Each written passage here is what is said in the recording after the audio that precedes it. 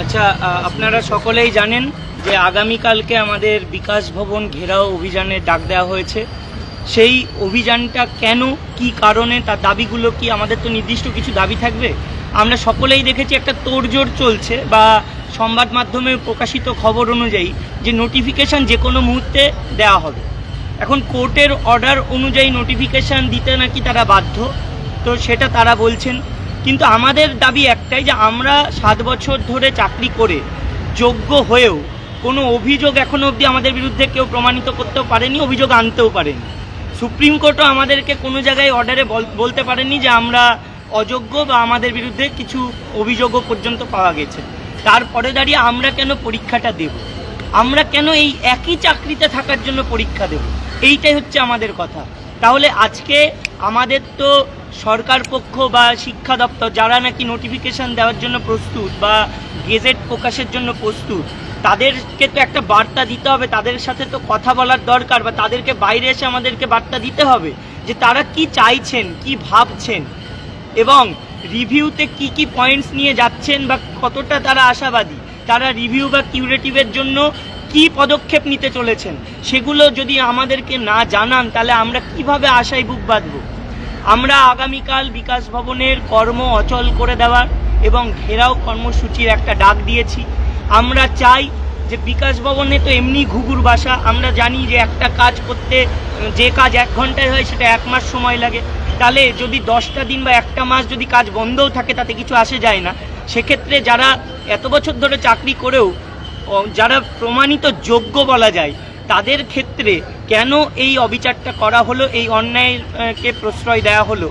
আর তাদের যদি এরকমই এখনই বোধোদয় না হয়, তাহলে কবে হবে?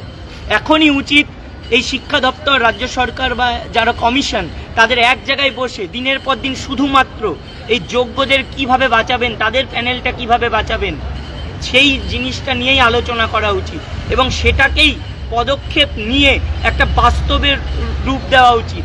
এই জন্যই সকলের উচিত, আপনারা যেখানেই থাকুন না কেন, মনের মধ্যে ওই যে ভীত সন্ত্রস্ত ব্যাপারটা শুধু ফেসবুক হোয়াটসঅ্যাপে দেখিয়ে লাভ নেই, যে আমি ভয় পেয়ে গেছি, আমার ভয় লাগছে, শরীর কাঁপছে, সুইসাইড করে নেব, এই সমস্ত জিনিস করে লাভ নেই।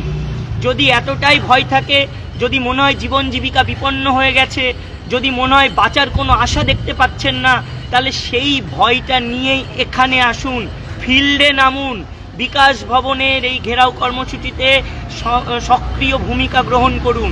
আর সকলে মিলে আমরা যদি রাস্তায় নেমে আন্দোলন সংগঠিত করি, তাহলে সফলতা আসতে বাধ্য।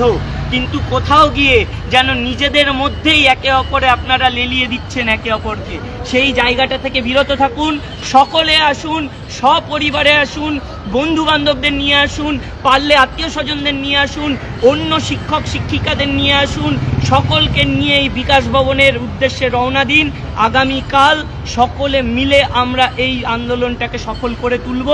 আর গতকাল থেকে আমাদের কর্মসূচি চলছে। আজকেও 2টো ট্যাবলো আমরা করেছি। ওই ট্যাবলো দুটো আমরা গোটা এই শহরের বুকে যত কলেজ, ইউনিভার্সিটি বা ব্যস্ততম এলাকা রয়েছে, সেই সব জায়গাগুলোতে এই ট্যাবলো নিয়ে গিয়ে আলাপ আলোচনা, পথনাটিকা, সেই সব জায়গায় করা হবে। আপনারা একটাই কথা বলবো, মেহবুব বলবে অবশ্যই, তার আগে কালকে যেন প্রত্যেককে এখানে পায়, কেউ বাড়িতে বসে থাকবেন না। যদি মনে হয় আপনারা পরীক্ষা দিতে প্রস্তুত, তাহলে বাড়িতে থাকুন। আর যদি মনে হয় না, যে চাকরিতে এত বছর চাকরি করেছি, যোগ্য হয়েছি, আমার বিরুদ্ধে কোনো অভিযোগ পর্যন্ত সুপ্রিম কোর্টও আনতে পারেনি, সেখানে দাঁড়িয়ে যদি পরীক্ষা ওই